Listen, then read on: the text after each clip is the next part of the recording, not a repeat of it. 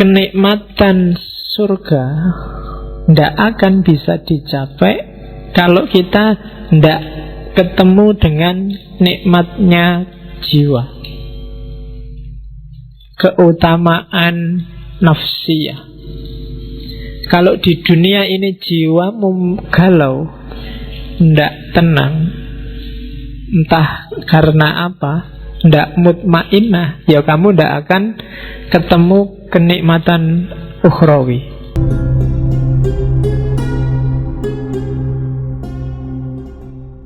Perlu dicatat dari Ghazali, dia awalnya intelektual murni, menjelajah hampir semua keilmuan Islam, dan nanti berakhir dalam tradisi tasawuf. Termasuk kitab yang malam ini banyak kita singgung, Kimiaus Sa'adah, kimia kebahagiaan. Meskipun slide yang kita tampilkan hari ini ada 1-2 yang saya ambil tidak dari Kimiaus Sa'adah, tapi dari Mizanul Amal. Beberapa kitabnya Ghazali yang menyinggung kebahagiaan kan setahu saya Kimiaus Sa'adah, Mizanul Amal, Ihya Ulumuddin, sama Al-Munqidh Minad Dhalal. Cuma yang dominan malam hari ini kita ambil dari Kimiaus Sa'adah. Ghazali memuncak karir intelektualnya ketika Nizamul Mulk jadi Perdana Menteri. Dan dia mulai susut dalam arti berbalik dari tradisi intelektual kerajaan menjadi tradisi tasawuf itu setelah Nizamul Mulk terbunuh. Dengan era ontran-ontran, bagi teman-teman yang suka sejarah, silahkan dibaca betapa kerasnya memang persaingan antara Sunni dan Syiah. Di antara akibat negatifnya itu, nanti kan ada di kalangan Syiah Ismailiyah ada garis keras yang namanya Nizariyah. Di kalangan Nizariyah ini muncul satu sekte luar biasa yang isinya banyak pembunuh berdarah dingin, kan, sekte khusus untuk yang dimanfaatkan untuk politik, tapi sebenarnya ini sekte bawah tanah, semacam mafia zaman itu, namanya Hassasiniyah. Ketuanya namanya Hasan bin Sabah. Dan jangan salah, istilah dalam bahasa Inggris assassin, pembunuh, itu dari situ sebenarnya. Nah, ya, kalau di game itu nanti diadaptasi jadi game namanya Assassin's Creed. Kalau di film mungkin kalian ada yang maniak game itu. Ya, di film kalian lihatlah Prince of Persia. Di situ ada. Ya, sekali-kali nonton film lah. Kamu jangan ngaji kitab terus. Ya, jadi itu Hassasiniyah. Dan Hassasiniyah ini nanti yang sukses membunuh Nizamul Mulk. Ini kelompok teroris yang tidak kasar kayak ISIS.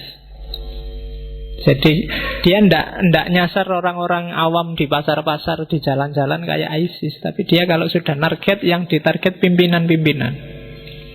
Jadi zaman itu kalau dia sudah ngincer pimpinan, khalifah atau gubernur, itu biasanya dikasih, dia ada biasanya senjata andalannya pisau kecil itu.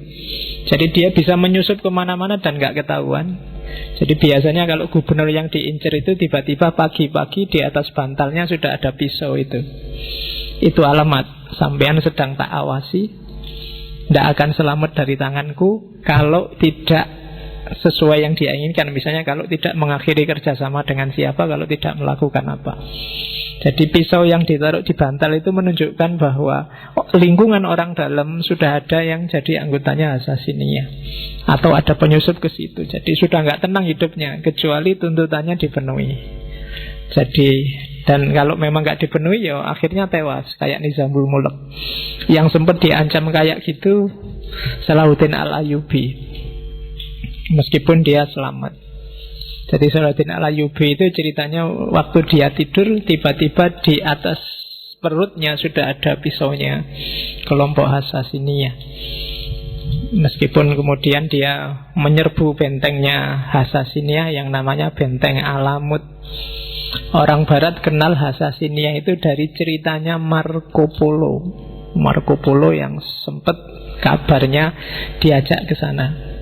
Dan uniknya kelompok Hasasinia ini kalau merekrut orang itu militansinya luar biasa, karena nganggap Hasan bin Sabah ini orang yang punya hubungan khusus sama Tuhan. Jadi ada cerita, saya nggak tahu benar apa enggak. Jadi kalau misalnya sampean direkrut, itu biasanya dibikin mabuk, dibikin teler sampai pingsan, terus dibawa ke bentengnya. Cuma di situ bentengnya dimodel kayak surga, ada bidadari, ada makanan enak, ada. Jadi waktu pingsan terus sadar dia, jangan-jangan ini di surga ya. Terus manut sama Abdullah bin Hasan bin Sabah datang, ya kamu sekarang jadi anggota kita. Kalau kamu taat, hidupmu kayak di surga ini terus menerus. Wah, jadi caranya halus, tidak kayak ISIS zaman sekarang. Kalau ISIS bagi saya kasar. Jadi prinsipnya Hasasin itu pembunuhan yang tidak perlu, tidak usah. Jadi yang memang harus dibunuh, dibunuh. Kalau enggak, ya enggak. Jadi daripada bunuh orang banyak, kalau enggak suka sama Obama misalnya, ya langsung aja ditarget Obama. Obama tewas kan selesai. Enggak suka sama Jokowi, ya Jokowi aja. Ya, daripada demo tawuran di jalan, ya langsung aja target aja sama. Loh, itu contohnya. Dan di era kekacauan politik kayak gini, nanti Ghazali melakukan konversi dari tradisi intelektual istana jadi tradisi sufi. Dalam cerita dia 10-12 tahun mengembara uzlah. Dan disitulah nanti karya-karya sufi besarnya lahir, termasuk Kimia Usa'adah. Kimia Usa'adah ini termasuk karya-karya paling akhir setelah Ihya Ulumuddin. Jadi semacam klimaksnya. Dan ada cerita kenapa dia konversi dari tradisi intelektual ke tradisi sufi, karena dia tertarik oleh ilmunya adiknya. Adiknya ini sufi lebih dulu, Ahmad Al-Ghazali. Kalau Ghazali kan namanya Muhammad. Abu Hamid Muhammad bin Muhammad bin Muhammad, 3 kali Muhammadnya, baru Al-Ghazali At-Tusi As-Syafi'i Al-As'ari. Jadi namanya Muhammad, kakeknya namanya Muhammad, kemudian buyutnya juga namanya Muhammad, canggahnya namanya Muhammad. Jadi anaknya namanya Hamid. At-Tusi karena lahir di Tus, fikihnya Syafi'i, kalamnya As'ari. Jadi namanya banyak. Kalian juga boleh gitu, bikin nama yang panjang gitu. Oke. Ya. Meninggal tahun 1511. Dan ya karena dia sufi, jadi sudah mengerti, kalau bahasa sufinya ngerti alamul ghaib wasyahadah. Kabarnya sebelum meninggal dia ngerti kalau mau meninggal. Jadi satu pagi di satu subuh, setelah sholat subuh, terus tanya ke adiknya, ini hari apa? Hari Senin. Terus dia ngerti, tolong aku ambilkan kain kafan. Diambilkan kain kafan, terus kain kafannya dicium, terus duduk selonjor, kakinya diselonjorkan sambil semacam orang nunggu waktu. Jadi yang intinya, aku siap dipanggil hari ini, selamat datang malaikat maut, kutunggu kedatanganmu. Ya, dari sambil selonjor pagi-pagi dia ngerti itu. Terus konon ada yang tanya, Syekh, mbok saya dikasih wasiat terakhir. Kalimatnya hanya satu, kamu harus ikhlas. Yang lain, kamu harus ikhlas. Bolak-balik ngomong kamu harus ikhlas. Terus meninggal dengan kain kafan yang sudah siap, apa-apanya siap. Jadi tinggal langsung berangkat.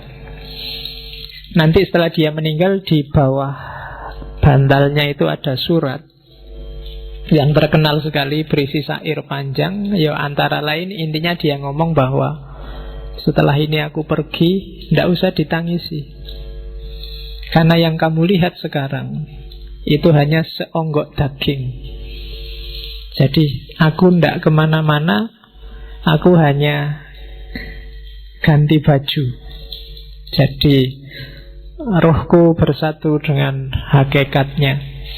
Dan jiwaku bukan yang kamu lihat itu. Ghazali bukan yang kamu lihat itu. Yang kamu lihat itu hanya bajunya kemarin. Nah itu nanti kamu lihat syair terakhirnya Ghazali terkenal sekali. Oke. Karena Ghazali ngomongnya sering pakai bahasa yang mudah dipahami, kadang-kadang para pengkaji, para intelektual itu menganggap kurang tinggi analisisnya. Tapi menurut saya justru disitulah letak jeniusnya Ghazali. Filosof itu kadang-kadang kelemahannya sebenarnya pikirannya biasa-biasa, cuma cara ngomongnya bulat. Itu menurut saya problem. Itu yang bikin filsafat tidak disenangi orang. Dan Ghazali memecahkan problem itu menurut saya. Sementara yang pinter-pinter lebih merasa keren kalau pikirannya agak bulat. Kalau biasa-biasa aja dia merasa tidak canggih. Jadi filsafat yang gampang itu sering nggak dianggap menarik. Sama, tasawuf yang mudah itu sering-sering kalau cuma akhlak kayak gitu kurang canggih teorinya. Lebih canggih, wah betul wujud apa-apa gitu loh. Kan orang sering begitu. Oke. Kita lihat ya, kayak gimana Ghazali ngomong tentang kebahagiaan. Sebenarnya nanti hampir semua tokoh teorinya mirip-mirip, termasuk kemarin Plato, kemudian Farabi, dan hari ini Ghazali. Kita lihat bagaimana Ghazali menerjemahkan pikiran-pikirannya Plato yang kemarin jelimet atau Al-Farabi dalam bahasa yang lebih sederhana dan lebih mudah dipahami. Oke, kalau ini dari Mizanul Amal. Jadi katanya Ghazali, ya pingin bahagia itu simple. Kita sudah punya semua fasilitasnya. Allah sudah ngasih kita. Apa yang dikasih? Kenikmatan duniawi dan kenikmatan ukhrawi. Semuanya nikmat. Yang pertama, ini ranking 1, 2, 3, 4, 5 itu ranking. Ranking paling atas itu nikmat ukhrawiyah, nikmat besok di akhirat. Sukar dijelaskan, percayalah saja. Karena kalau dijelaskan, penjelasannya pasti tidak bisa eksak. Hasilnya biasanya malah debat. Besok di akhirat kayak gimana? Berapa ya dinginnya surga? Berapa ya panasnya neraka? Kira-kira surga itu kalau pakai AC itu berapa PK kira-kira? Ya itu susah membayangkan. Ngomong yang eskatologis itu hanya bisa dipercaya. Tapi di sana digambarkan nikmat luar biasa. Cuma kenikmatan surga tidak akan bisa dicapai kalau kita tidak ketemu dengan nikmatnya jiwa, keutamaan nafsiyah. Kalau di dunia ini jiwamu galau, tidak tenang, entah karena apa, tidak mutmainnah, ya kamu tidak akan ketemu kenikmatan ukhrawi. Makanya kan di Al-Fajr itu, ya ayyatuhan nafsul mutmainnah. Kalau makomnya jiwamu belum nyampe mutmainnah, kamu tidak akan ketemu nikmatnya ukhrawi. Jadi jiwamu harus stabil dan nikmat dulu. Kalau di Mizanul Amal, cari nikmatnya jiwa gimana Pak? Yang pertama akalmu. Dia akan merasa nikmat dengan ilmu. Jadi kita punya akal, bagian dari jiwa kan akal itu. Dia akan nikmat kalau dapat ilmu. Maka sering-seringlah ngasih gizi ke akalmu dengan ilmu. Semakin banyak dia dikasih suplemen ilmu, semakin dia akan merasa senang dan aman. Paham itu bikin tenang, tidak paham itu bikin galau. Teori paling gampang itu. Maka akalmu kasihlah dia kenikmatan dengan ilmu. Terus dirimu, maksudnya kedirianmu, pribadimu, bikinlah dia nikmat dengan warok. Warok itu menjaga diri. Jangan ngawur hidupmu kalau pengen tenang. Ya rumus paling gampang, jangan lakukan yang haram, yang maksiat, jauhi yang syubhat. Kalau kalian jauh dari 3 hal ini, pribadimu akan merasa tenang. Jangan ketipu oleh enak sementaranya yang haram dan yang maksiat, apalagi yang syubhat. Jadi kalau akalmu selalu dapat suplemen ilmu dan dirimu terjaga dari yang jelek-jelek, kamu akan nyaman, jiwamu akan tenang. Terus yang ketiga, meskipun begitu, kamu juga harus memanjakan jiwamu dengan kesungguhan dan keberanian. Hiduplah yang serius, hiduplah yang punya cita-cita, punya target, dan berani. Yang keempat, adil. Adil itu hiduplah secara proporsional, baik di level fisik maupun di level rohani. Jadi proporsional itu ya yang harusnya 10 dikasih 10, yang harusnya 1 dikasih 1.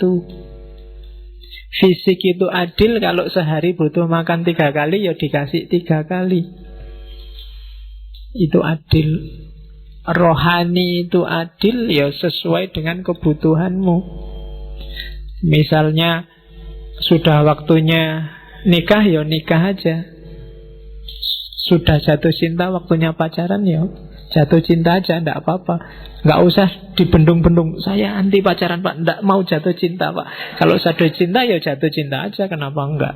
Wong itu fitrah. Yang enggak boleh kan melampiaskannya kayak gimana. Tapi yang fitrahmu untuk suka pada lawan jenis, bukan yang sesama jenis loh ya, itu penuhilah, enggak apa-apa. Kalau ini terpenuhi, kamu akan utama jiwamu, nafsiyahmu tenang, mutmainnah. Baru kamu dapat kenikmatan ukhrawi. Cuma syaratnya tidak akan sempurna jiwamu tenang kalau badaniyahmu tidak sempurna. Ya kayak tadi loh, kalau fisiknya tidak adil, waktunya ada makannya kamu puasa terus, harusnya ada tidurnya kamu pakai melek terus, jiwamu juga tidak akan tenang, tidak akan mutmainnah. Harusnya kamu kawin malah bisa 4 kok malah tidak kawin-kawin. Itu tidak mutmainnah. Harus dibikin tenang. Karena nafsu itu kalau tidak kamu tenangkan, lama-lama dia akan meledak. Karena dia nuntut terus disuruh bungkem, nuntut terus disuruh bungkem. Pada saatnya dia akan menyusahkanmu. Sama kan kadang-kadang santri itu waktu di pondok tidak boleh lihat TV, tidak boleh baca koran, tidak boleh bawa HP, tidak boleh itu. Begitu keluar dari pondok kuliah, dia yang pertama nyari pacar. Karena kemarin nggak boleh apa-apa, sekarang kumat. Ya, jadi ndak, badaniyahnya beres dulu. Kalau badaniyahnya nggak beres, jiwamu ndak akan beres. Kaya dulu, punya istri dulu, pinter dulu, fasilitas dulu, baru jiwanya bisa tenang. Jadi badaniyah. Kalau rumusannya Ghazali, paling gampang untuk ngecek apakah badaniyahmu sudah nikmat, sudah bahagia, yaitu yang pertama sehat, yang kedua kuat. Sehat itu kan berarti fit. Apa ada sehat yang tidak kuat? Ya banyak. Saya sehat Pak, cuma tidak terlalu kuat. Olahraga biar kuat. ya kan? Tidak cukup sehat tapi juga harus kuat. Yang ketiga, elok. Elok itu cakep. Jangan khawatir, setiap orang cakep sesuai perspektifnya masing-masing. Tidak apa-apa. Ya, kamu semua orang cakep. Jangan khawatir. Nah, bahagialah. Kalau enggak, kamu tidak akan bahagia jiwamu. Kalau kamu tiap hari aku kok jelek, itu tidak akan bahagia hidupmu. Wis anggap aja cakep, wis tau, cok khawatir. Payu-payu. Ya. Itu kan kamu mikir, jangan-jangan ada yang gelisah, Pak, apa ada yang mau besok sama saya, Pak? Pak, pasti ada. Asal standarmu jangan tinggi-tinggi. Ya. Jadi sehat, kuat, cakep, dan yang terakhir, yakinlah bahwa kamu panjang umur. Tenang mesti kamu. Sehat. Ketika kamu sehat kan kamu ceria, sayang. Kuat juga gandengannya sehat. Mau apa-apa sanggup, itu kan kuat. Jalan kemana, ayo. Cakep. Jadi kamu merasa pokoknya tidak ada celahnya diriku ini. Allah ngasih aku lengkap, alhamdulillah. Dan panjang umur. Orang yang merasa punya kualifikasi 4 ini secara badaniah, maka dia sebenarnya sedang bahagia secara fisik. Cuma selanjutnya, untuk nikmat badaniah kita butuh kenikmatan eksternal dari dunia di luar diri kita. Kita butuh punya harta, itu kan di luar. Kita butuh punya keluarga, itu di luar. Kita butuh dihormati orang, itu juga dari luar. Jadi kita butuh kenikmatan dari yang di luar diri. Dari kenikmatan di luar diri itulah diri kita akan merasa nikmat secara fisik. Dari nikmat secara fisik itu kita akan nikmat secara rohani, secara jiwa. Dari kenikmatan rohani itu pada akhirnya secara ukhrawi nanti kita juga akan nikmat. Cuma kenikmatan dari luar itu butuh pelengkap luar yang sangat luar. Apa bahasanya? Yaitu apa? Kenikmatan taufikiyah. Kenikmatan yang menunjukkan kalian merasa bahwa Allah itu sayang padamu dan ngasih banyak padamu. Sebagus apapun kehidupanmu hari ini, kalau kamu merasa dicueki Allah, atau apalagi Allah benar-benar cuek padamu, kamu gak akan dapat merasakan kenikmatan apapun. Kamu melakukan korupsi, enak loh korupsi itu. Kamu dapat banyak uang, mau apa aja bisa. Tapi karena kamu tahu bahwa dengan kamu korupsi ini Allah tidak akan ridho padamu, maka tidak jadi nikmat. Kamu nyontek ujian, enak kan? Nyontek itu nggak perlu capek-capek belajar, bisa langsung jawab. Dan benar lagi, dan bagus lagi. Dosennya sampai heran, ini kuliah tidak pernah masuk, makalah tidak jelas, disuruh ngomong apa juga temennya nggak paham, tapi jawabannya sip, akhirnya dikasih A. Tapi karena kamu ngerti itu nyontek, A-mu itu bukan sumber kebahagiaan. Kenapa? Karena kamu ngerti bahwa sebenarnya Allah tidak ridho dengan nyontekmu. Maka dasar dari semua kenikmatan tadi adalah keutamaan taufiki. Dapat hidayah, dapat inayah, dapat petunjuk, rusy, dan seterusnya. Jadi pertama-tama yakinlah bahwa Allah ridho padamu. Setelah itu carilah bekal yang kamu butuhkan untuk nikmat, untuk bahagia. Nyari harta, nyari kehormatan, nyari status, cari tidak apa-apa, itu sumber kehormatan. Kalau itu sudah dapat, maka kamu akan dapat kenikmatan duniawi, kenikmatan badaniyah. Dengan bekal kenikmatan badaniyah ini, jiwamu juga akan nikmat, bahagia, akan tenang. Ketika jiwamu bahagia, insya Allah besok akhiratmu bahagia. Bandingkan dengan orang yang sejak awal sudah tidak dapat ridhonya Allah, maka kenikmatan eksternal tadi akan jadi sumber bencana. Kenikmatan badaniyahnya akan disetir oleh nafsunya, maka jiwanya nggak akan jadi tenang. Dan di akhirat juga otomatis kacau. Jadi rumus pertama bahagia adalah pastikan bahwa menurutmu yang kamu lakukan itu diridhoi oleh Allah. Oke, setelah itu baru mikir nyari uang di mana, nyari kerja di mana, nyari istri di mana. Kalau sudah dapat kekayaan, dapat status, dapat kerja, itu kan nikmat. Hasilnya semua itu kenikmatan badaniyahmu. Kamu jadi sehat, kamu jadi kuat, kamu jadi elok, kamu jadi tampan. Kemarin gak punya duit, beli sampo sama sabun aja. Kan, kalau duitnya banyak kan sekarang santai, beli parfum, beli make up, malah bisa. Kalau itu sudah terpenuhi kan jiwamu kan tenang. Dan setelah jiwamu tenang, kamu nambah lagi menyempurnakan jiwamu, misalnya dengan cari ilmu, dengan memelihara diri, dan seterusnya. Maka ketika kamu meninggal, kamu akan mutmainnah, dan kamu akan dapat kebahagiaan ukhrawi.